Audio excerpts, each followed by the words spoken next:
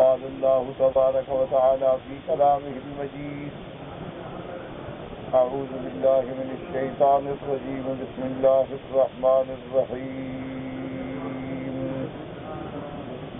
سبحان الذي أسرى بعبده ليلا من المسجد الحرام إلى المسجد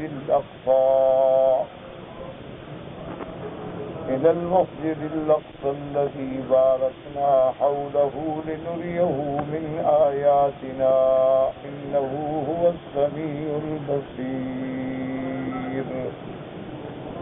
قال المؤلف والمحدث رحمه الله تعالى أدام النفع بعلومه وعلومكم في الدارين آمين إلى أن قال رواية عبد الله بن مسعود رضي الله تعالى عنه قال الحافظ أبو بكر البيهقي قال أخبرنا أبو عبد الله الحافظ حدثنا أبو عبد الله محمد بن يعقوب قال حدثنا السري بن خزيمة قال حدثنا يوسف بن بهلول قال حدثنا عبد الله بن نمير عن مالك بن مغول عن الزبير بن عدي عن طلحة بن مصرف عن مرة الحمداني عن عبد الله بن مسعود رضي الله تعالى عنه قال لما أسري برسول الله صلى الله عليه وسلم فانتهى إلى سدرة المنتهى وهي في السماء السادسة وإليها ينتهي ما يصعد به حتى يقبض منها وإليها ينتهي ما يهبط به من فوقها حتى يقبض. اب حضرت عبداللہ ابن مسعود رضی اللہ تعالی عنہ کی روایت مبارک ہے.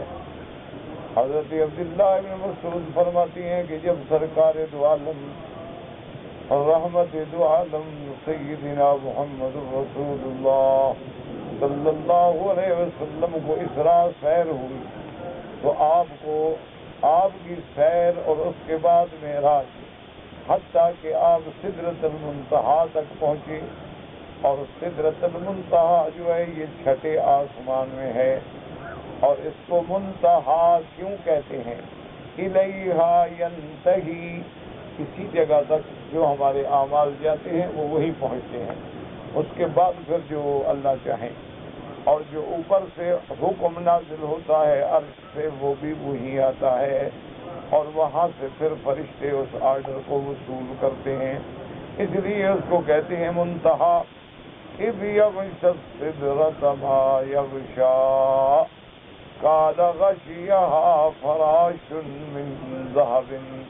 حضور پاک نے فرمایا کہ اس کو فراش کہتے ہیں. آپ دیکھیں درختوں کے اوپر جو خوبصورت سے تتلیاں اڑتی ہیں تو سونے کی تتلیاں اڑ رہی تھیں. انہوں نے اس درخت کو ڈھانپ لیا.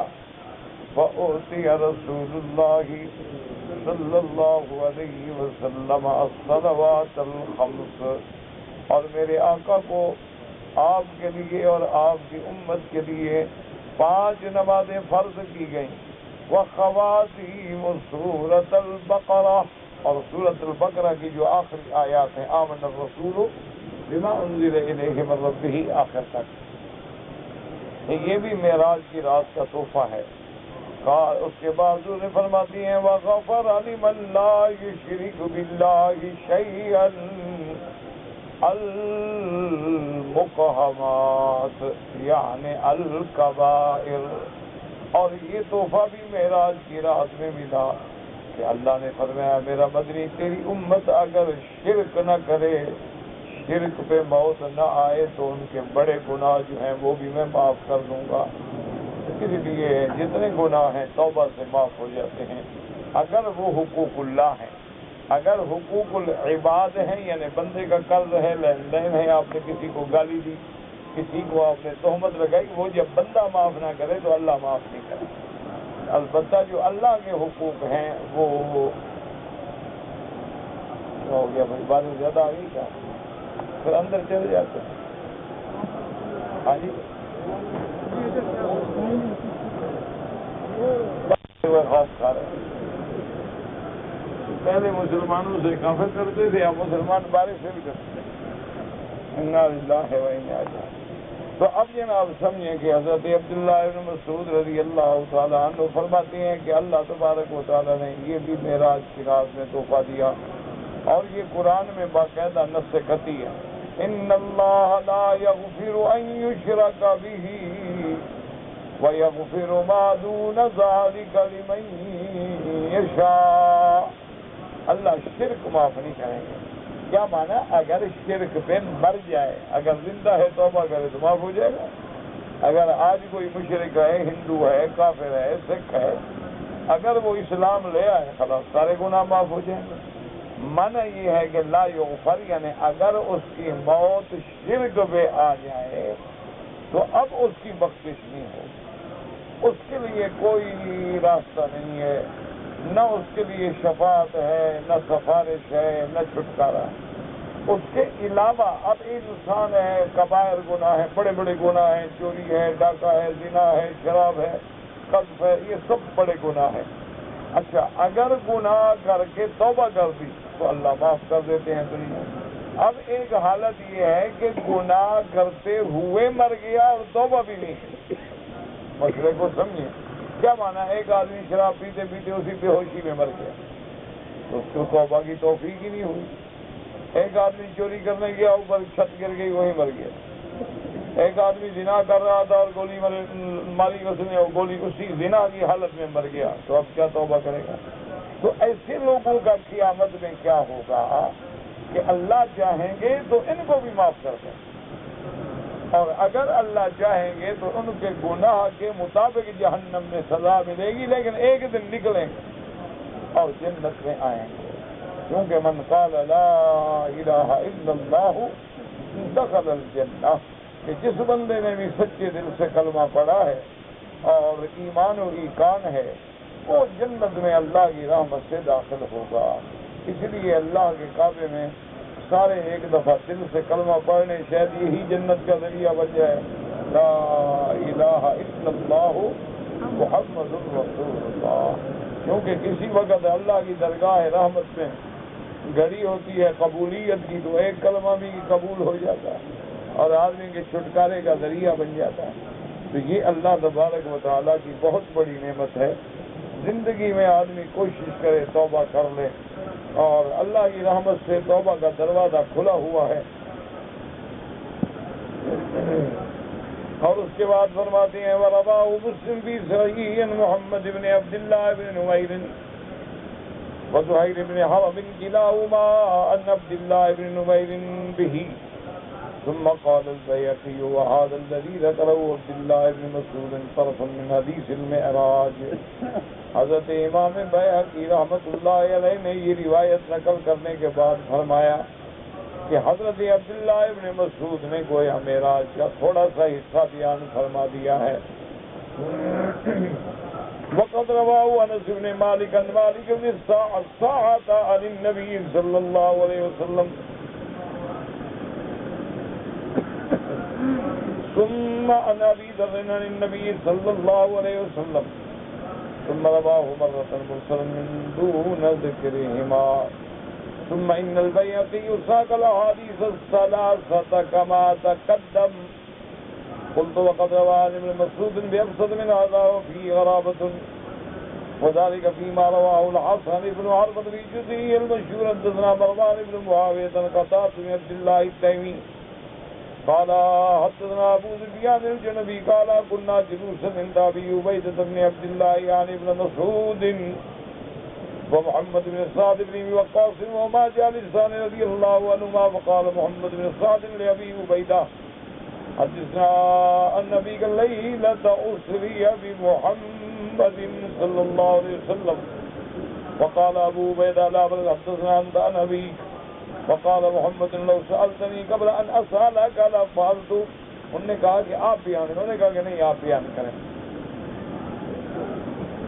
اور اس کے بعد فرمانے کا لوان شاہ عبید یحدث عن نبی کما سئل قال قال رسول اللہ صلی اللہ علیہ وسلم۔ اب یہ بھی روایت حضرت عبداللہ بن مسعود سے ہے، لیکن بعض کہتے ہیں مفسر کے اس میں بعض چیزیں ایسی ہیں جن میں غرابت پائی جاتی ہے۔ اتانی جبریل علیہ السلام بدابۃ فوق الحمار حدود البغل، کہ جبریل علیہ السلام ایک جانور لے کے آئے جو خچر سے چھوٹا اور گدھا سے بڑا تھا. فحملنی علیہ ثم انطلق بنا كلما صعد عقبۃ مثل رجلاه كذلك مع يديه وإذا هبط استوت يداهما رجليه. اب اس میں حضور نے یہ بھی بیان فرمایا کہ جب وہ سواری کا جانور اگر اونچی جگہ ہوتی تھی تو اس کی اگلی ٹانگیں جو ہے وہ چھوٹی ہو جاتی تھی تاکہ توازن برابر رہے. اسی طرح جب نزول ہوتا تھا تو اگلی ٹانگیں بڑی ہو گئی تاکہ توازن برابر رہے اور سرکار دو عالم کے آرام میں فرق نہ آئے. حتی مررنا برجل طوال صبت آدم كأنه من رجال شنو رواية يرفع صوته يقول أكرمته وزده قال ارفعنا إليه فسلمنا عليه ورد السلام وقال من هذا معك يا أبو جبريل قال هذا أحمد. یاد رکھیں کہ حضور پاک کا آسمانوں میں جو پہلا نام ہے وہ احمد ہے اور زمین میں جو پہلا نام ہے وہ محمد ہے. اس لیے صلی اللہ علیہ وسلم قرآن پاک اسی پہ دلالت کرتا ہے کہ عیسیٰ علیہ السلام نے جو خوشخبری دی مبشرا برسول یأتی من بعد اسمہ احمد، تو قرآن پاک میں جو پہلا نام ہے احمد ہے. اور جب حضور پیدا ہوئے صلی اللہ علیہ وسلم تو حضور کا زمین پہ جو نام رکھا گیا وہ محمد. لیکن حضور فرماتی ہیں میرے کئی نام ہیں، انا محمد وانا احمد وانا الحاشر. حضور نے فرمایا حاشر بھی میرا نام ہے. الذی یحشر الناس علی قدمی، کہ ساری کائنات جو ہے گویا میرے کھڑے ہونے سے کھڑی ہوگی. کیوں؟ سب سے پہلے حضور کھڑے ہوں گے قبر مبارک. اور اس کے بعد حضور صلی اللہ علیہ وسلم نے فرمایا کہ حاشر بھی میرا نام ہے. وَأَنَا الْمَاهِي، اور ماہی بھی میرا نام ہے. الَّذِي يَمْحُو اللَّهُ بِهِ الْكُفْرَ، کہ جس کے ذریعے اللہ کفر کو مٹائیں گے. وَأَنَا الْعَاقِبُ، حضور نے فرمایا عاقب بھی میرا نام ہے. اور عاقب بمانا لَيْسَ بَعْدَهُ نبی، جس کے بعد کوئی پیغمبر نہیں آئے گا. یہ حضور کے اسماء ہیں اور صفتیں تو قرآن میں بہت ہیں. رحمت للعالمین، خاتم النبیین، رؤوف الرحیم، علی خلق عظیم، المزمل، المدثر. حضور کی کئی صفتیں ہیں جن کا قرآن میں ذکر ہے باقاعدہ.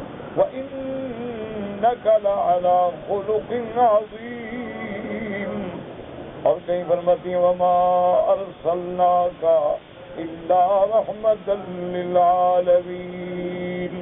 اور کبھی فرماتی ہیں یا أَيُّهَا الْمُزَّمِّلُ قُمِ اللَّيْلَ، کہیں فرماتی ہیں یا أَيُّهَا الْمُدَّثِّرُ، اور کہیں فرماتی ہیں لَقَدْ جَاءَكُمْ رَسُولٌ مِّنْ أَنفُسِكُمْ عَزِيزٌ عَلَيْهِ مَا عَنِتُّمْ حَرِيصٌ عَلَيْكُمْ بِالْمُؤْمِنِينَ رَءُوفٌ رَحِيمٌ. اور کہیں فرماتے ہیں یا أَيُّهَا الْمُدَّثِّرُ قُمْ فَأَنذِرْ، اور کبھی فرماتے ہیں یا أَيُّهَا النَّبِيُّ، اور کبھی فرماتے ہیں یا أَيُّهَا الرَّسُولُ بَلِّغْ مَا أُنزِلَ إِلَيْكَ مِن رَّبِّكَ، اور کبھی نام لیتے ہیں فرماتے ہیں ما كان محمد أبا أحد من رجالكم. یہ حضور کے نام ہیں صلی اللہ علیہ وعلا آلہ واصحابہ وسلم تسلیما کثیرا. اللہ کی کروڑوں صلاۃ و سلام ہوں میرے آقا پہ، اور اللہ ہمیں حضور پہ سلام بھی اور درود پڑھنے کی توفیق عطا فرمائے. اور اس کے بعد فرماتے ہیں کہ انہوں نے پوچھا کہ من ھذا معک یا جبرائیل، تمہارے ساتھ کون ہے؟ تو جبریل نے کہا احمد. قال مرحبا من نبی الامی العربی الذی بلغ رسالۃ ربی ونصح امتی. انہوں نے کہا میں آپ کو مرحبا کہتا ہوں ان نبی الامی. یاد رکھو امی مانا ماں والے، اس کے دو معنی ہیں. بعض علماء فرماتے ہیں کیا مانا جو پڑھا ہوا نہ ہو، کیونکہ حضور نے کسی سے نہیں پڑھا. اور بعض کہتے ہیں امی مانا ام القرا والے، حضور مکے میں پیدا ہوئے، اس جگہ کا نام ام القرا ہے. تو جو ام القرا میں ہوئے وہ امی ہیں، لیکن یاد رکھو یہ امی کا لفظ حضور کے علاوہ اگر کسی دوسرے کے ساتھ لگایا جائے تو یہ ذم ہے، لیکن وہی لفظ جب میرے مدنی کے ساتھ جڑ جاتا ہے تو مدح بن جاتا ہے، یعنی کسی اور کو کہو امی ہے وہی یہ پڑھا ہوا نہیں، تو یہ تو اچھی صفت نہیں ہے نا، لیکن اگر میرے مدنی کے ساتھ یہ لفظ لگاؤ تو شان ہے کہ جو کسی سے پڑھا نہیں لیکن ساری دنیا کے پڑھانے والا، اس لیے کہتے ہیں المی۔ اس لیے ایک شاعر کہتا ہے تو نے کانٹوں کو چھوا اور گلستان کر دیا، میرا مدنی تو نے تو کانٹوں کو ہاتھ لگایا وہ بھی پھول بن گئے، صلی اللہ علیہ وعلا آلہ واصحابہ وسلم تسلیما کثیرا کثیرا۔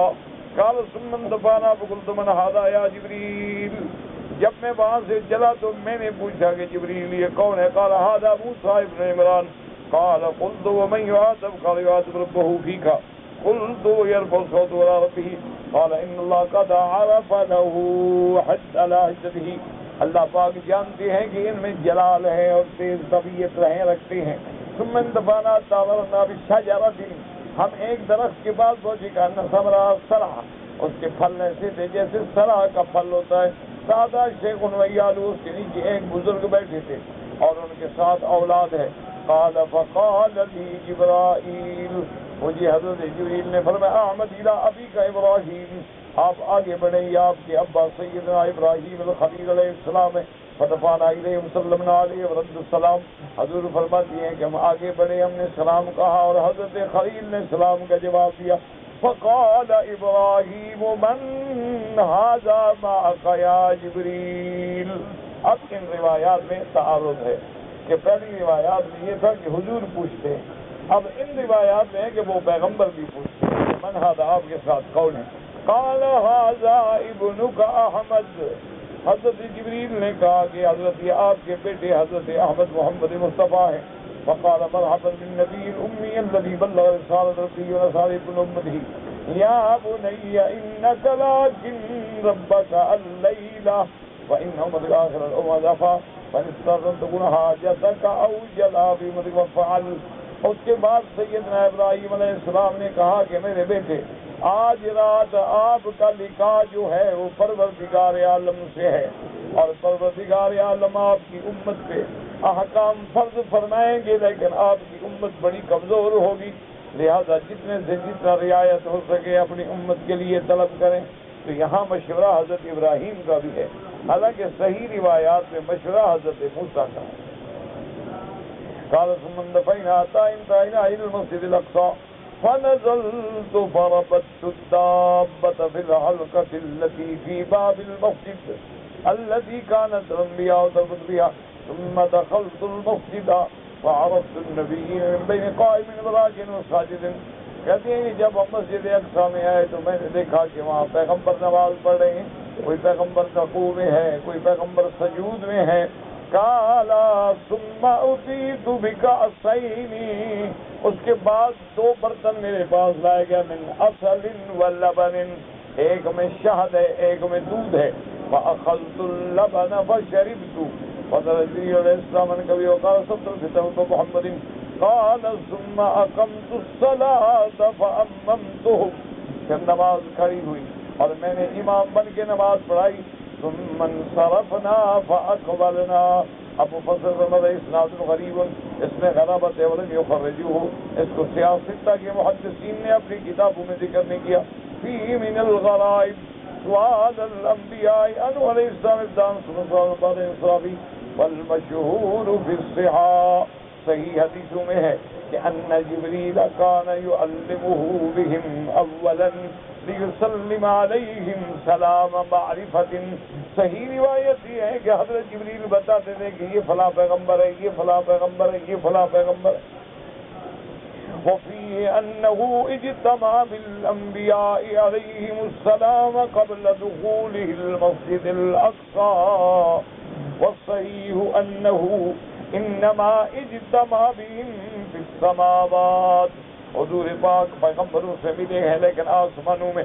ثم نظر الى بیت المقدس، اس کے بعد جب آسمانوں سے اترے بیت المقدس میں، وہم معه، اور انبیاء بھی آئے بیت المقدس میں۔ دعا کریں اللہ بیت المقدس کو آزاد فرما دیں، اللہ مسجد اقصی کو مسلمانوں کے حوالے کر دیں، اللہ یہود پہ اپنا قہر نازل فرمائیں۔ یا الہ العالمین، آج یہود اپنی طاقت پہ، اپنی قوت پہ، اپنے جدید اسلحے کے ناز پہ تیرے نام لیواؤں پہ ظلم و ستم کے پہاڑ توڑ رہا ہے، جس کا تاریخ میں کوئی مثال نہیں ملتی۔ پھول جیسے بچے تڑپ رہے ہیں، عورتیں اپنی جان پہ کھیل کے جان سے بازی ہار رہی ہیں، لیکن میرا مولا مہربانی کر، اب ہمارے گناہوں کو معاف کر دے، ہمارے گناہوں کو معاف کر دے۔ اللہم لا تہلکنا بذنوبنا، اللہم لا تعذبنا بذنوبنا، اللہ ہمارے گناہوں کی وجہ سے عذاب نازل نہ کر، میرا اللہ اپنے عذاب کا رخ یہود کی طرف پھیر دے۔ اللہم انزل علیہم غضبک وسخطک، اللہم انزل علیہم بأسک الذی لا يرد عن القوم المجرمین، اللہم اہلکہم، اللہم دمر دیارہم، اللہم شتت شملہم، اللہم فرق جمعہم، اللہم زلزل اقدامہم۔ یا اللہ تیرے آگے کیا مشکل ہے، اور تو اگر چاہے تو مچھروں سے نمرود مروا سکتا ہے، تو اگر چاہے تو پانی سے فرعون کو غرق کر سکتا ہے، اور تو اگر چاہے تو پرندوں سے ابرہا کے ہاتھیوں کو ہلاک کر دیتا ہے۔ یہ یہود کیا چیز ہیں، یہ ہنود کیا چیز ہیں، یہ کافر کیا چیز ہیں، ان کی طاقتیں کیا ہیں، ان سب طاقتوں کو بیکار کرنے کی تیرے اندر قدرت ہے۔ یا اللہ اب رحم کر دے، مسلمانوں پہ امتحان و ابتلا کے دن بہت لمبے ہو گئے۔ یا اللہ اب ہماری طاقت، ہماری قوت جو ہے وہ جواب دے گئی ہے، مہربانی فرمائیں، اور تمام مسجد اقصی اور بابری مسجد اور تمام مساجد، تمام معابد اور تمام مدارس کی میرا مولا خود حفاظت فرمائے۔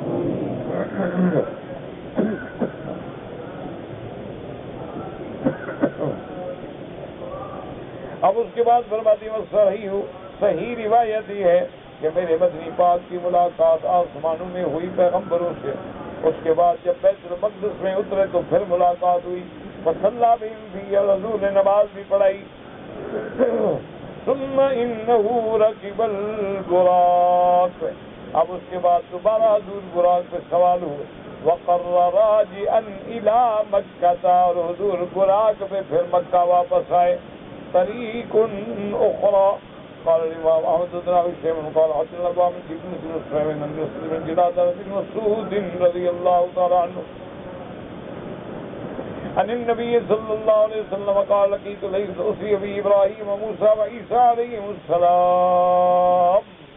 اس روایت میں یہ بھی ہے کہ حضور کی جب ملاقات ہوئی، فتذاکروا امر الساعة، قیامت کے مسئلے پہ بھی گفتگو ہوئی، قال فردوا امرهم الى ابراہیم قال لا علم لي بها، اس کے بعد حضرت ابراہیم علیہ السلام سے پوچھا، انہوں نے کہا مجھے پتہ نہیں کہ قیامت کب ہوگی، فردوا امرهم الى موسى وقال لا علم لي بها، اور عیسیٰ قال اما وجبت ہوا فلا يعلم بها الا الله عز وجل، حضرت عیسیٰ علیہ السلام سے پوچھا گیا کہ حضور آپ بتائیں کہ قیامت کب ہوگی، انہوں نے کہا کہ قیامت کی صحیح گھڑی، قیامت کس وقت، کس دن، کس ساعہ میں قائم ہوگی، یہ اللہ کے سوا کوئی نہیں جانتا۔ یاد ان اللہ عندہ علم الساعہ، قیامت کا علم صرف اللہ کو ہے۔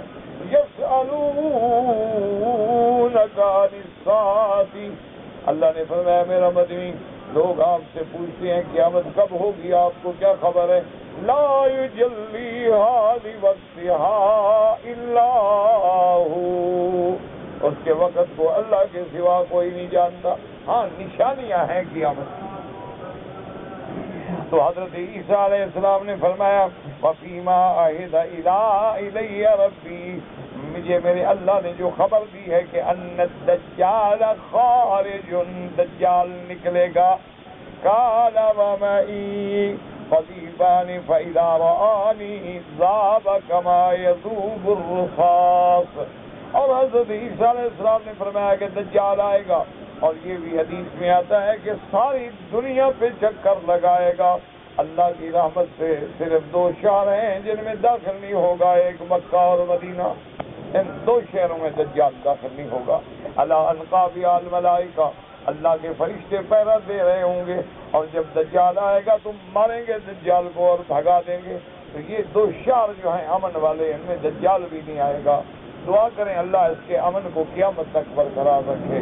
اللہ تبارک و تعالی اس بلد الامین کے امن کو، استقرار کو، اس کی سلامتی کو قیامت تک محفوظ رکھے، اور مفتنوں کے فتنے سے، مفسدوں کے فساد سے، حاسدین کے حسد سے، اور اپنے بے وقوفوں کی بے وقوفی سے بھی بچائے۔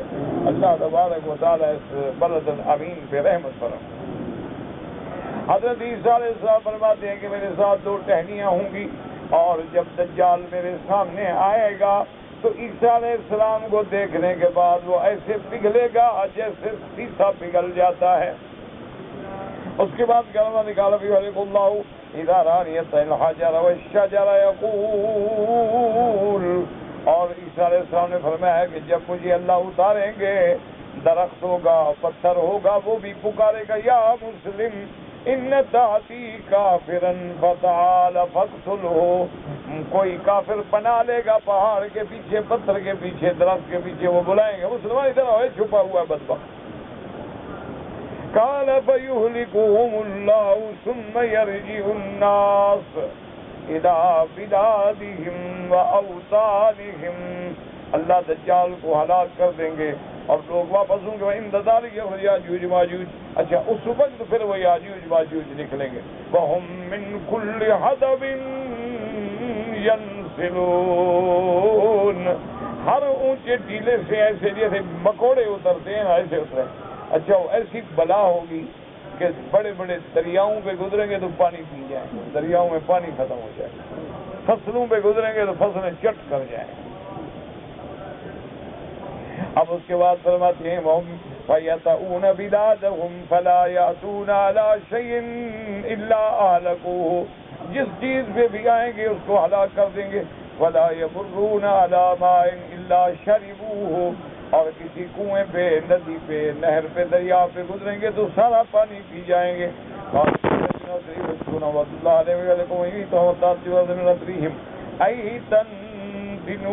اس کے بعد لوگ میرے پاس آئیں گے کہ عیسیٰ علیہ السلام یاجوج ماجوج نے تنگ کر دیا ہے، تمام چیزیں ہماری کھا رہے ہیں، میں اللہ سے دعا کروں گا اللہ ان پہ موت مسلط کریں گے اور سارے کے سارے مر جائیں گے، اور اس کے بعد ان کے مرنے کے بعد پھر بدبو پھیلے گی، لاشیں پڑی ہوئی ہیں، کون جمع کرے؟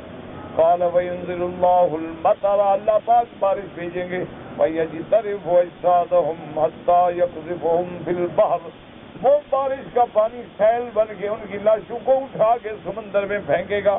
فَفِيمَا أَهِدَ إِلَيَّ رَبِّي أَنَّ ذَلِكَ إِذْ كَانَ كَذَلِكَ أَنَّ السَّاعَةَ كَالْحَابِلِ الْمُتِمِّ لا يدري أهلها متى تفجأهم بولادها ليلا أو نهارا۔ حضرت عیسیٰ فرماتی ہیں کہ جب یہ نشانیاں پوری ہو جائیں گی تو اب قیامت ایسے قریب ہوگی جیسے کسی حمل والی عورت کی مدت حمل پوری ہو جائے، تو اب گھر والے کہتے ہیں کوئی پتہ نہیں کہ ولادت رات ہوتی ہے یا دن میں ہوتی ہے، پھر قیامت ایسے قریب ہو جائے گی کہ بس ابھی آئی کہ ابھی آئی۔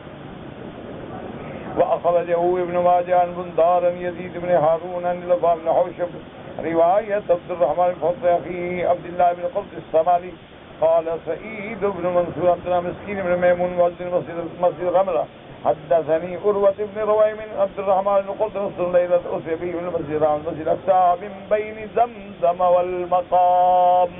اس میں زیادہ یہ آئی کہ جب حضور کو معراج پہ لے گئے تو مقام ابراہیم اور زمزم کے درمیان تھے۔ کان جبریل عن یمینہ ومیکائیل عن یسارہ، کہ جبریل دائیں طرف سے، میکائیل بائیں طرف سے۔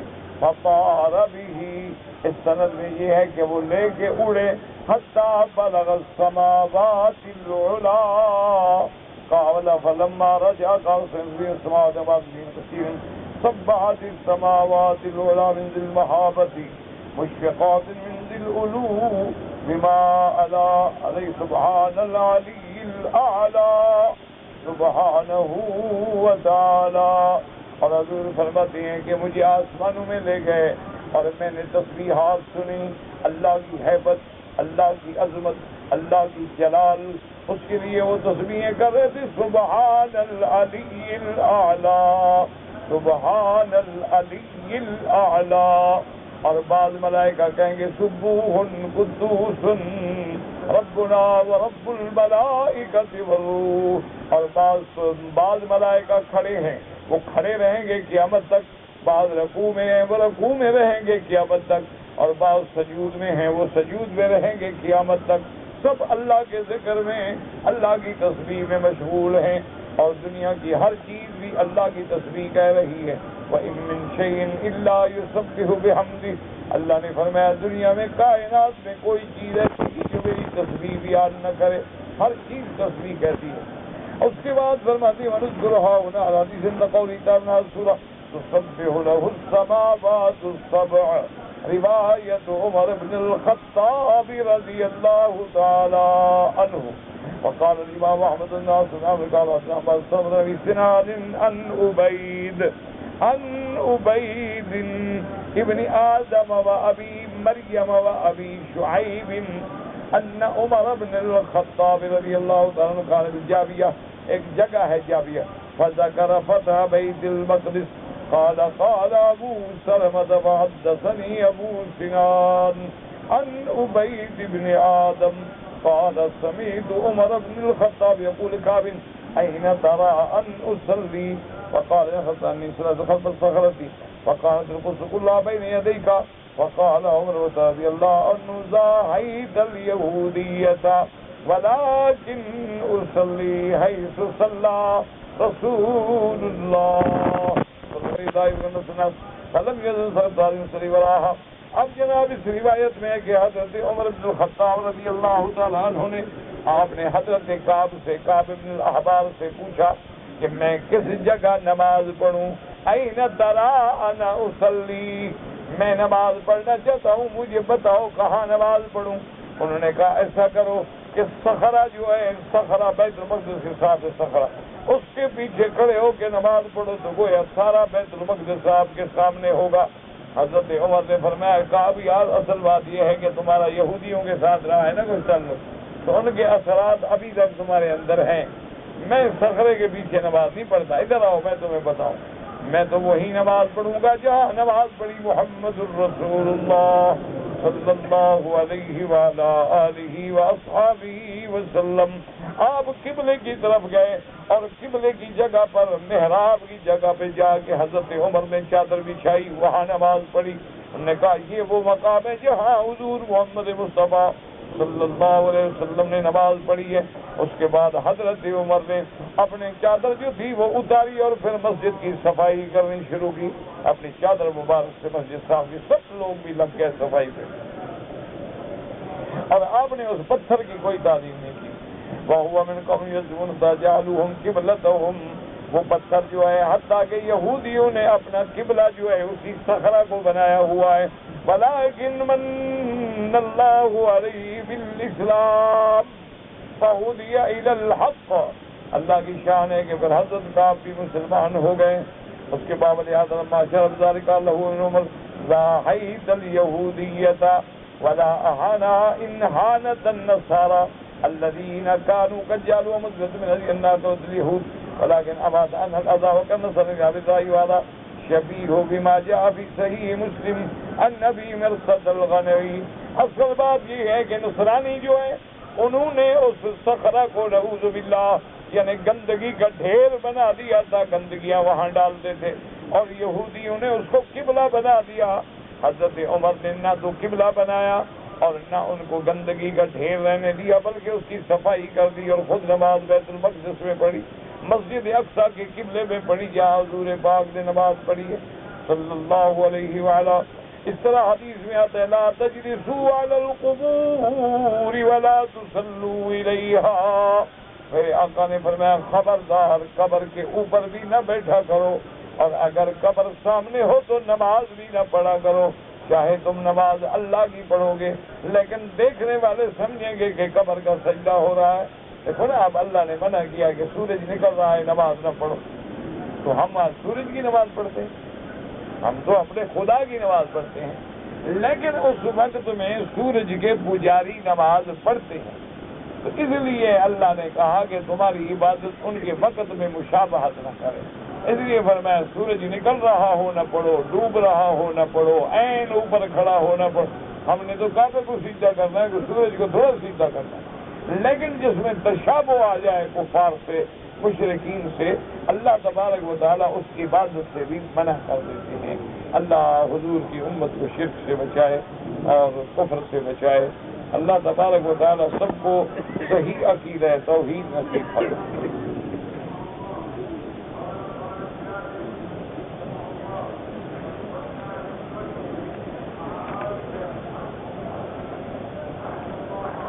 اگر کوئی آدمی ایک عمرہ کر کے یا ایک طواف کر کے یا ایک حج کر کے بہت سارے لوگوں کو ثواب دے دے، یہ منع ہے.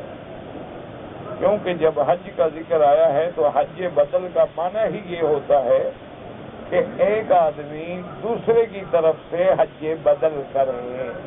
ہاں یہ الگ بات ہے کہ مثلا میں نے آپ کا حج بدل کیا تو حج بدل کرنے والے کو بھی اتنا حج کا ثواب ملے گا جتنا جس کا لیے کر رہا ہے اس کو بھی اتنا ثواب ملے گا. اور بلکہ ایک حدیث میں آتا ہے کہ ایک بندہ کہتا ہے کہ بھئی میں پیسے دیتا ہوں، تم میرے والد کی طرف سے حج کرو، تو اس کے والد کو بھی اللہ پورے حج کا ثواب دیں گے، کرنے والے کو بھی پورے حج کا ثواب دیں گے، اور جس نے پیسہ دیا اللہ اس کو بھی پورے حج کا ثواب دیں گے کہ اللہ کے خزانے میں کبھی نہیں.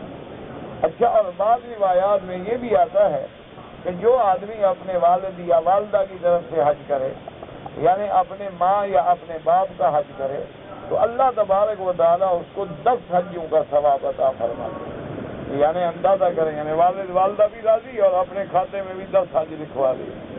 اس لیے جو لوگ اپنے حج کر چکے ہیں وہ کوشش کیا کریں کہ اپنے والدین مرحومین، اسی طرح دادا دادی ہے، نانا نانی ہے، بزرگ ہیں، لیکن یہ نہیں ہوتا کہ ایک حج سارے جہان پہ تقسیم کر دو، یا ایک عمرہ سارے جہان پہ تقسیم کر دو، یا ایک طواف سارے جہان پہ تقسیم کر دو. کہتے جی کہ اگر ہم طواف نفلی کریں گے تو اس کے بھی 7 چکر ہوں گے. بالکل جناب، طواف نفلی ہو، واجب ہو، فرض ہو، طواف زیارت ہو، طواف قدوم ہو، طواف عمرہ ہو، طواف نفل ہو، 7 چکروں سے کم نہیں ہوگا. ہر طواف کے 7 چکر ہوتے ہیں. حجر اسود سے شروع کریں گے، حجر اسود سے ختم کریں گے، اور ہر طواف کے بعد چاہے وہ نفلی ہے، واجب ہے، فرض ہے، 2 رکعت نماز ضروری پڑھنی ہے. افضل مقام یہ ہے کہ مقام ابراہیم کے پیچھے پڑھے، لیکن اگر وہاں جگہ نہ ملے تو حتیم میں پڑھے، حتیم میں جگہ نہ ملے تو طواف کی ساری جو جگہ ہے اس میں پڑھے، یہاں جگہ نہ ملے تو پوری مسجد الحرام میں پڑھے، اور بھول جائے تو اپنے گھر بھی پڑھ سکتے ہیں، ہوٹل میں بھی پڑھ سکتے ہیں، اور اگر خدا نہ کرے بندہ بھول جائے اپنے ملک میں یاد آئے تو وہاں بھی پڑھ سکتا ہے، اور اس کے ذمہ نماز ہی ہے نا.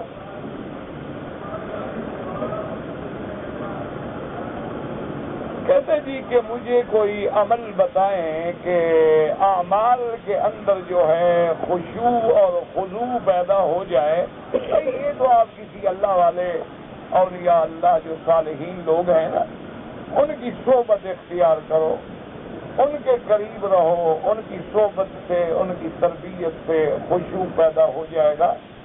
میرے جیسے آدمی سے پوچھتے ہو تو میں تو خود گناہ گار آدمی ہوں، مجھے تو خود خشوع خضوع کا معنی ہی نہیں آتا، تو پیدا کیا ہوگا؟ تو میں تو کچھ نہیں بتا سکتا ہوں. بڑے بڑے پہنچے ہوئے لوگ ہیں ماشاءاللہ. آج کل تو ایسے لوگ موجود ہیں دنیا میں ماشاءاللہ، روز ان کو حضور کی زیارت ہوتی ہے، حضور ان سے ٹکٹ مانگتے ہیں، پیسے مانگتے ہیں کہ ہوائی جہاز کی ٹکٹ بک کراؤ. تو ایسا کوئی پیر ڈھونڈ لو، 1 منٹ میں خشوع پیدا کر دے گا. اللہ کے بندے ایک بات یاد رکھو، ہمارے ذمے ہے ہم فرض کی تعمیل کریں. حکم ہے نماز پڑھو، بس ہم پڑھیں. اللہ نے حکم دیا ہے کہ 5 نمازیں فرض ہیں، فرض. اب خشوع پیدا ہوگا نہیں ہوگا یہ اس کے ہاتھ میں ہے. تم پڑھتے رہو، اللہ خود خشوع پیدا کرتے ہیں. ملازم کے ذمے یہ نہیں ہے، ملازم کے ذمے ہے کہ حکم دیا مالک نے یہ کام کرو، بس وہ کام کرے، اب آہستہ آہستہ کام سیکھتا چلا جائے گا۔ اور دوسری بات یہ ہے کہ جب نماز پڑھو اللہ اکبر تو اپنا دل دماغ اپنی طرف سے پوری توجہ جو ہے وہ عبادت میں ہے، اور جب آپ تلاوت کریں بسم اللہ الرحمن الرحیم الحمدللہ رب العالمین تو ہر حرف پہ توجہ، اسی کو کہتے ہیں ارتکاز توجہ، کہ اگر توجہ نہ ہو تو ایک دیکھیں نا، مثلا ہماری کوئی بیٹی ایک ہمارے لیے روٹی پکا رہی ہو یا کوئی انڈا بنا رہی ہو تو یا چائے کی یہ چائے کی پیالی ہے چائے بنا رہی ہو، اگر توجہ نہ ہو تو ایک چائے کی پیالی میں آپ یعنی تھرماس سے چائے نہیں ڈال سکتے، یا ادھر گر جائے گی یا ادھر گر جائے گی۔ تو جب توجہ کے بغیر ایک روٹی نہیں پک سکتی، چائے کی پیالی نہیں بن سکتی، تو اللہ کو راضی کرنے کے لیے توجہ تمہاری ادھر ہے اور راضی خدا کو کر رہے ہو۔ بر زبان تسبیح و در دل گاؤ خر، کہ زبان پہ ہے سبحان ربی الاعلیٰ سبحان ربی الاعلیٰ، اور دل میں ہے کہ ابھی نکلنے کے بعد جا کے فلم دیکھنی ہے۔ کون سا خوشبو ہے؟ پھر اس سے تو بہتر ہے کہ آپ نماز نہ پڑھیں۔ اسی لیے کسی نے کہا تھا نا کہ کیوں زمین پہ سر بسجدہ ہوا، کہ جب میں نے سجدہ کیا تو زمین سے آنے لگی صدا کہ تیرا دل تو ہے صنم آشنا، تجھے کیا ملے گا نماز میں؟ تیرا دل تو دنیا میں اٹکا ہوا ہے، تم 5 منٹ بھی علیحدہ نہیں نکال سکتے خدا کے لیے۔ سارا دن دنیا کا کام کرو، خدا نے کوئی منع نہیں کیا۔ آپ بزنس کریں، آپ تجارت کریں، آپ کاروبار کریں، آپ ایمان سے کہیں اگر بزنس میں توجہ نہ کریں آپ کامیاب ہو سکتے ہیں، آپ اگر زراعت میں توجہ نہ کریں آپ کامیاب ہو سکتے ہیں، آپ صنعت میں توجہ نہ کریں آپ کامیاب ہو سکتے ہیں۔ اللہ کی عبادت کیا؟ نماز پڑھیں، اللہ اکبر، پتہ نہیں کیا یہ کون سی نماز؟ نماز پڑھیں اللہ اکبر، یہ کون سی نماز ہے؟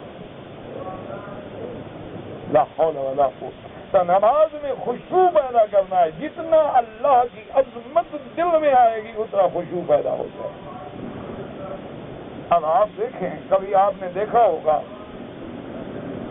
کہ جب بڑے بڑے تمہارے وکلاء جو ہیں وہ ہائی کورٹ میں، سپریم کورٹ میں اور ججوں کے آگے پیش ہوتے ہیں، دیکھیں کیسے اپنے گاؤن کا ٹھیک کرتے ہیں اور کیسا گیٹ سے داخل ہوتے ہوئے گردن جھکاتے ہیں، می لارڈ کہتے ہیں، اور مجال ہے کہ ان کے زبان پہ ہنسی آ جائے، مجال ہے کہ وہ جناب کوئی بےہودہ بات کر سکیں، بالکل دل دماغ نظر سب جج پہ، قانون پہ، کتاب پہ، مقدمے پہ لگی ہوتی ہے، اور تم اللہ کے دربار میں آ کے اتنا بھی نہیں ڈرتے ہو جتنا وہ ایک جج سے ڈرتے ہو۔ تو جب تک یہ تصور نہیں قائم ہوں گے خشوع پیدا نہیں ہوگا۔ خشوع کے لیے ضرورت ہے کہ دل صاف ہو، اور جب نماز پڑھو تو دل دماغ فکر سب اللہ کے ذکر میں ہو، اللہ کی طرف توجہ ہو۔ تھوڑی سی کوشش کرو گے انشاءاللہ ہو جائے گا۔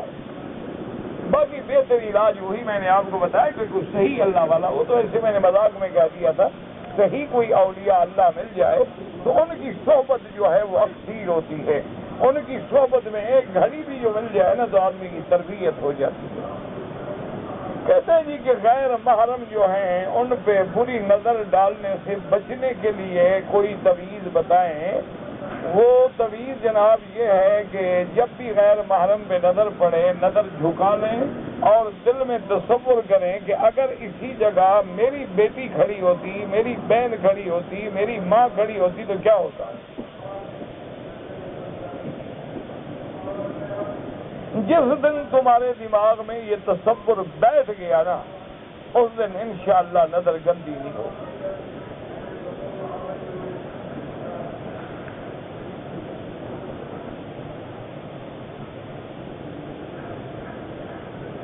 اگر ایک آدمی طائف گیا، ایک رات وہاں گزارا، واپسی پہ احرام نہیں باندھا، بھائی اس مسئلے میں نے کئی دفعہ عرض کیا ہے کہ امام ابو حنیفہ رحمۃ اللہ علیہ بڑے سخت ہیں، وہ فرماتے ہیں یا تو فوراً جا کے واپس احرام باندھ کے عمرہ کرے، ورنہ ایک دم بھی دینی پڑے گی اور پھر عمرہ بھی کرنا پڑے گا۔ ابھی لیٹ نہ ہوں، ایک گھنٹہ رکھے گا، واپس چلے جاؤ، احرام باندھ کے آ جاؤ۔ باقی ائمہ فرماتے ہیں اگر اس کی نیت ہی عمرے کی نہیں تھی، وہ تو سیر تفریح کے لیے گیا تھا، تو اس پہ کوئی جرمانہ نہیں ہے۔ کہتے ہیں یہ حیض اور نفاس کی عدت کتنی ہے؟ امام ابو حنیفہ رحمۃ اللہ علیہ کے نزدیک حیض کم از کم 3 دن، زیادہ سے زیادہ 10 دن، اس کے بعد اگر خون آئے تو وہ حیض نہیں، استحاضہ ہے، بیماری ہے۔ اور نفاس جو ہے اس کی کوئی مدت ہی نہیں، 1 دن میں خون بند ہو جائے، 2 دن میں ہو جائے، 3 دن میں ہو جائے، لیکن آخری مدت 40 دن ہے۔ لیکن یہ جو مسئلہ جاہلوں نے بنا رکھا ہے کہ عورت 40 دن کے بعد پاک ہوگی، یہ بالکل جہالت ہے، بے وقوفی ہے۔ عورت کا اگر بلیڈنگ 2 دن کے بعد، 3 دن کے بعد بند ہوگی، غسل کرے، نماز پڑھے، پاک ہو گئی۔ 40 دن کا معنی یہ ہے اگر خون بند نہ ہو تو اب 40 دن تک انتظار کریں گے۔ یہ تھوڑا ہے کہ ہر عورت 40 دن گزارے۔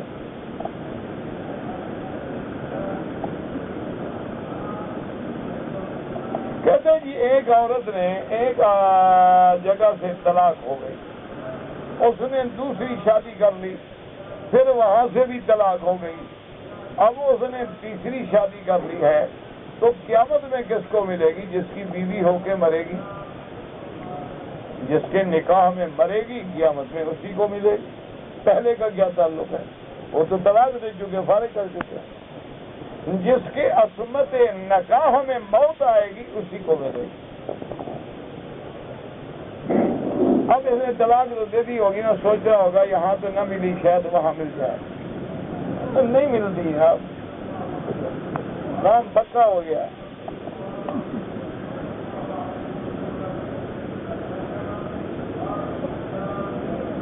ایک آدمی نماز پڑھ رہا تھا، دماغ کہیں اور چلا گیا، فاتحہ نہیں پڑھی، کچھ اور پڑھ لیا، پھر فاتحہ پڑھ لی، نماز ٹھیک ہو گئی۔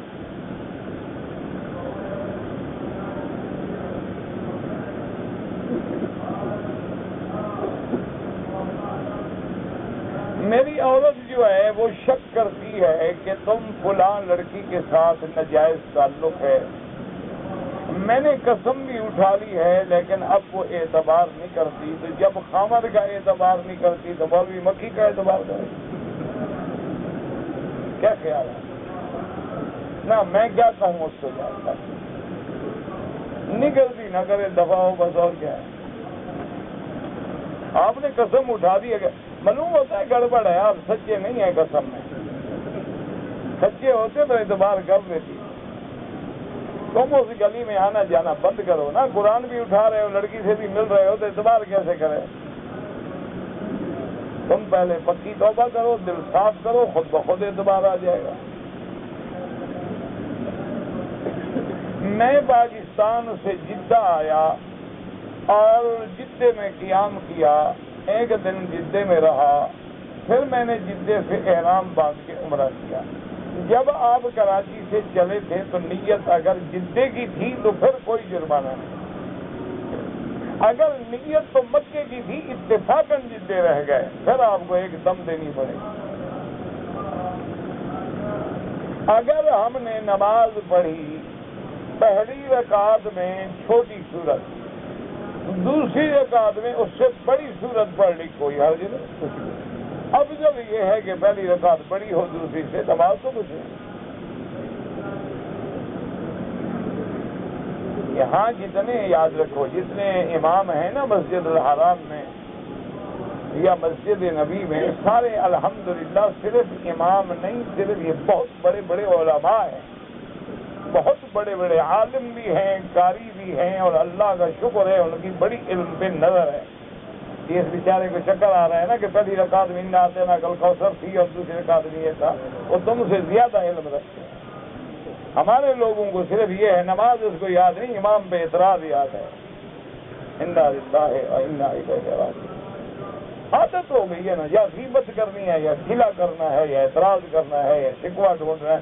دوسرا کی نماز پڑھا، یہ ڈھونڈ رہا ہے کہ اس کا کوئی عیب ڈھونڈوں، اور جی ٹانگ ایک زیادہ اٹھائی تھی، اس نے جناب دونوں ٹانگیں اٹھائیں گے، اس نے جناب دونوں نہیں اٹھائیں گے، تمہیں کیا، وہ جانے، اس کی نماز جانے، خدا جانے، چھوڑو، اللہ کے ساتھ معاملہ ہے۔ الحمدللہ جتنے ائمہ مسجد الحرام ہیں وہ بہت بڑے بڑے علماء ہیں، اور اللہ کی رحمت سے ان کا علم پہ اور کتابوں پہ اور فقہ پہ نظر ہے۔ یہ کوئی ایسا مقام نہیں کہ ہر کسی کو پکڑ کے کھڑا کر دو، تو بڑے بڑے امتحانوں سے گزرنا پڑتا ہے۔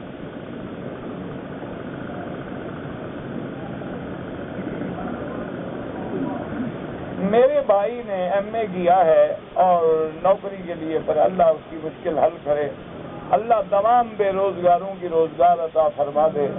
اللہ ہمارے جو نوجوان بیچارے پڑھ رہے ہیں یا پڑھ کے فارغ ہیں اور پریشان ہیں، ان سب کی پریشانیاں دور فرما۔ یا الہ العالمین اپنے خزانہ غیب سے رزق عطا فرما۔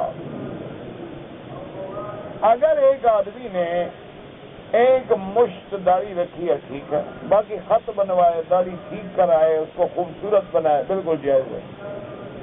اگر آدمی چاندی کی انگوٹھی پہنے مرد، بالکل جائز ہے، بالکل پہنے، کوئی مسئلہ نہیں۔ عمرہ کرنے سے پہلے غسل کرنا ضروری ہے، کوئی ضروری نہیں، افضل ہے، ثواب ہے، سنت ہے، آدمی کی پاکیزگی ہے، طہارت ہے، نہ کرے تو وضو کر کے احرام باندھے۔ مونچھیں کاٹنے میں سنت طریقہ یہ ہے کہ اس طرح تو نہ پھرواؤ، لیکن مونچھیں بڑھاؤ بھی نہیں، مونچھیں سٹاؤ، تھوڑی تھوڑی نظر آئیں۔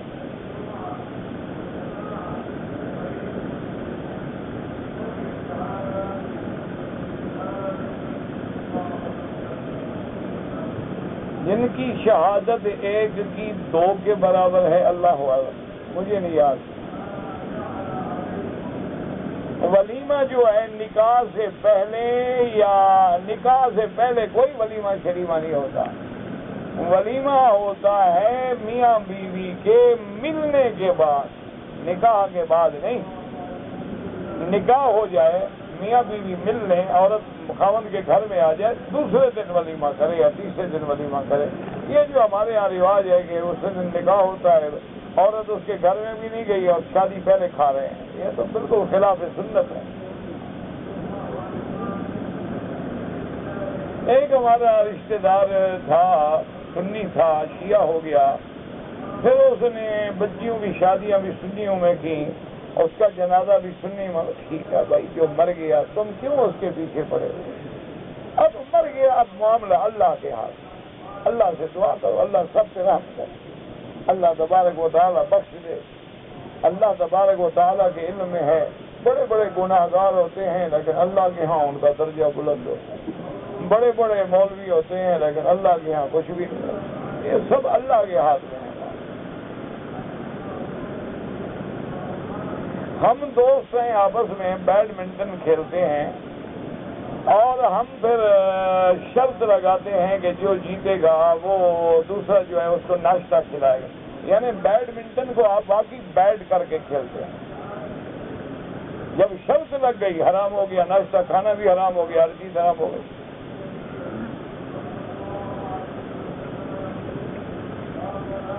میں نے انڈر ویئر پہنے رکھا اور عمرہ کیا، ایک بکری دم ادا کریں، اس نے احرام باندھا، اس کو پھر بھی انڈر ویئر نظر نہیں آیا، کوئی عقل کی بات ہے۔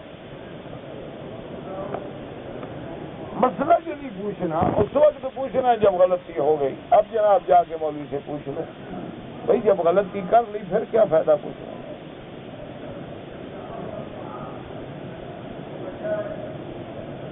اگر کوئی شخص ایسی جگہ ہے کہ گھڑی اس کے پاس نہیں ہے اور نمازیں کیسے پڑھے گا؟ اندازے سے، سورج تو ہے نا، دن تو ہے، رات تو ہے، اندازہ کر۔ پہلے دور میں جو گھڑیاں نہیں تھی لوگ نماز نہیں پڑھتے تھے، کون سا مشکل مسئلہ آ گیا آپ کے لیے؟ حضور کے زمانے میں گھڑی تھی، ایک لکڑی لگا لیتے تھے، اندازہ ہو جاتا تھا کہ سایہ ادھر ہے، سایہ ادھر ہے، سایہ ادھر ہے، اندازہ ہو۔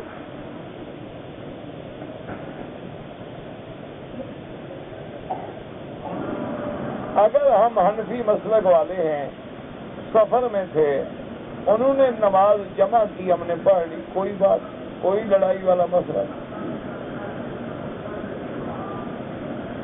شافی مسلک والے ظہر عصر مغرب عشاء اکٹھی پڑھتے ہیں، ٹھیک ہے، کوئی حرج نہیں، وہ بھی ٹھیک کرتے ہیں۔ یہ بابا کوئی لڑائی کے مسئلے نہیں، اللہ کی رحمت سے یہ رعایت کے مسئلے ہیں، یہ رحمت ہے، ان کو زحمت نہ بناؤ۔ جیسے موقع ملا اللہ پاک نے پڑھ لیا، آپ اپنے مسلک پہ پڑھیں، اپنے اپنے وقت پہ پڑھیں، جمع سوری کریں، جمع حقیقت، نماز قبول ہے سب کی، الحمدللہ ثم الحمدللہ۔ گھڑی نہیں اور نماز کا وقت کیسے معلوم کرے گا؟ اللہ کے بندے، گھڑیاں تو جب بنی ہیں پہلے سینکڑوں سال لوگ کیسے نماز پڑھے کرو۔ اچھا تمہارے ہاتھ میں گھڑی نہ ہو تو روٹی کا وقت کیسے بنا لیتے ہو کہ بھی اب یہ دن کی روٹی ہے اور رات کی روٹی ہے؟ وہ پتہ لگ جاتا ہے تو کہ اب ناشتہ کرنا ہے، اب ظہر کی روٹی کھانی ہے، اب رات، وہ گھڑی کے بغیر کیسے سمجھ آ جاتا ہے؟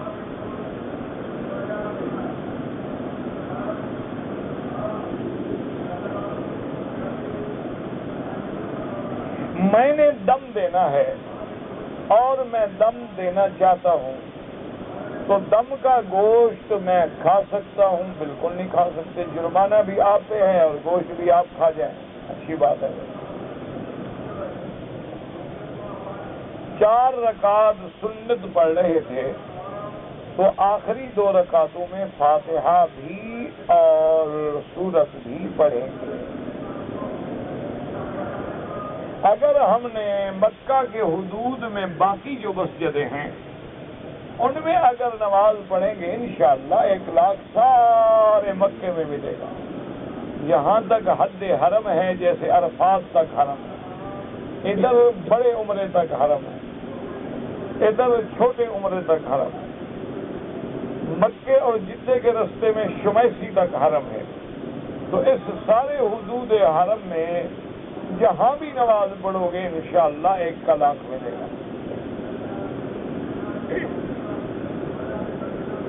موجودہ کعبہ جو ہے یہ کس نے تعمیر کیا تھا؟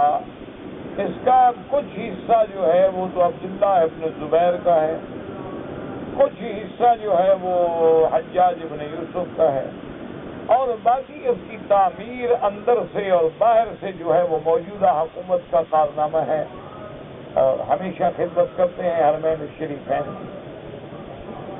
بیت المقدس میں نبیوں نے کس طرح نماز پڑھی؟ تمہیں نماز پڑھنا آتا ہے، نبیوں کو نہیں آتا تھا، عجیب بات ہے۔ ہاں تم نماز پڑھنا جانتے ہو، نبی نہیں جانتے۔ خدا کا خوف کرو، عقل کرو۔ انبیاء تو حضرت نوح علیہ السلام کے زمانے سے نمازیں پڑھتے ہیں۔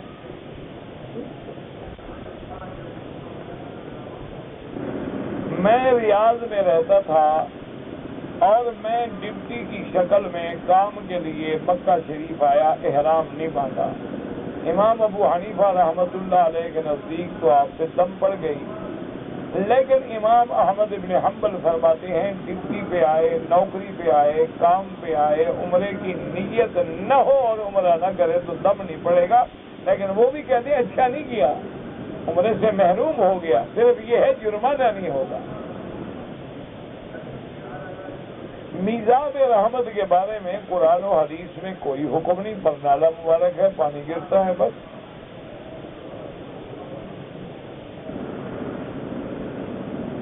کہتا جی بہت سارے ہمارے لوگ ہیں جو نماز بغیر ٹوپی کے پڑھتے ہیں، وہ غلطی کرتے ہیں۔ اگر کپڑا نہ ہو تو سر ننگا نماز جائز ہے، لیکن آمدن ٹوپی سر پہ نہ رکھو، یہ بالکل خلاف سنت ہے۔ یا بنی آدم خذوا زینتکم عند کل مسجد، یہ فیشن جو بن گیا ہے کہ سر پہ کپڑا نہیں رکھنا، اب کپڑا ہے نہیں، بیچارہ نماز پڑھے گا کیا کرے، بغیر اس کے پڑھے گا، یہ غلط بات ہے۔ نماز کے لیے کپڑا رکھیں، ٹوپی رکھیں، رومال رکھیں، احترام سے ادب سے نماز پڑھیں۔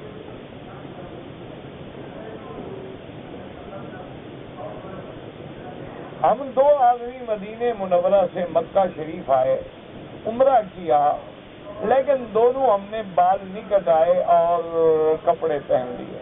کپڑے اتار کے احرام باندھ کے جلدی جلدی بال کٹاؤ. اگر 24 گھنٹے گزر گئے تو پھر بال بھی کٹوانے ہوں گے اور ایک ایک بکری دم بھی دینی ہوگی. اگر ایک عورت نے عمرہ کرنے کے بعد ابھی بال نہیں کٹائے تھے کہ خاوند نے اس سے جماع کر لیا، دم پڑ گئی، بالکل ابھی تو احرام میں تھی بیچاری، لیکن ابھی بھی تو بال کاٹو. جب تک نہیں کاٹو گے ہر دفعہ دم پڑتا رہے گا.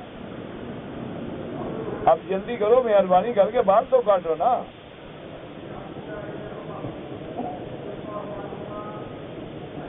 ایک آدمی نے عمرہ کیا، اس کے بعد اس نے اس طرح نہیں پھروایا، بال کاٹے. میرا بھائی، جو لوگ 2-3 بال ادھر سے 2 ادھر سے 2 ادھر سے کاٹتے ہیں وہ دم پڑ جاتی ہے اور احرام سے بھی نہیں نکلتے. سب سے افضل ہے اس طرح پھروائیں. اگر آپ اس طرح نہیں پھرواتے، آپ کے بال بڑے ہیں تو ان بالوں کا 1/، مثلاً اتنا بال ہے تو اتنا بال سارے سر کے کاٹیں، تب جا کے آپ احرام سے نکلیں گے. یہ جو ٹک لگاتے ہیں وہ دم پڑ جاتی ہے. اگر عورت کو ایام حیض آ جائیں تو الوداع طواف کوئی ضروری نہیں.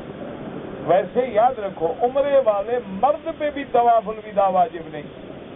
اگر کرو تو افضل ہے، واجب نہیں، لیکن ضرور کرو. کیا پتہ ہے موت ہے، حیات ہے، پھر مکہ نصیب ہوگا یا نہیں ہوگا. لیکن اگر عورت حیض میں ہے تو طواف نہیں ہے.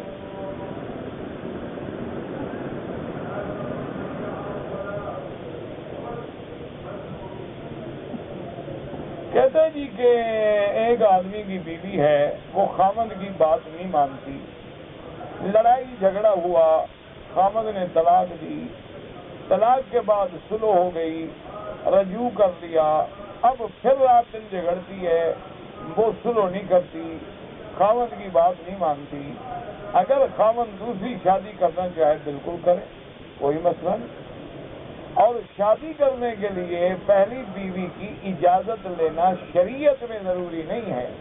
تمہارے قانون میں ضروری ہو تو تم جانو، لیکن شریعت اسلام میں، کیونکہ اللہ جانتے ہیں کون ایسی بے وقوف عورت ہے جو اجازت دے گی. کوئی ایسی پاگل عورت دیکھی آج تک آپ جو خامد کو دوسری شادی کی اجازت دے؟ تو جب یہ نیچر کے خلاف ہے، فطرت کے خلاف ہے، تو اس سے اجازت لینے کا کیا مطلب؟ تو پہلی بیوی سے اجازت کی کوئی ضرورت نہیں، لیکن شرط یہ ہے کہ دونوں بیویوں کے ساتھ انصاف کرنا، وقت میں بھی، کپڑے میں بھی، خرچے میں بھی، بولنے میں بھی، اٹھنے. باقی محبت وہ اللہ کے ہاتھ میں ہے. کسی بیوی سے زیادہ ہوتی ہے، کسی سے کم ہوتی ہے، اس پہ اللہ نہیں پکڑیں گے. ربنا تقبل منا انک انت السمیع العلیم وتب علینا انک انت التواب الرحیم. یا حی یا قیوم یا ذا الجلال والاکرام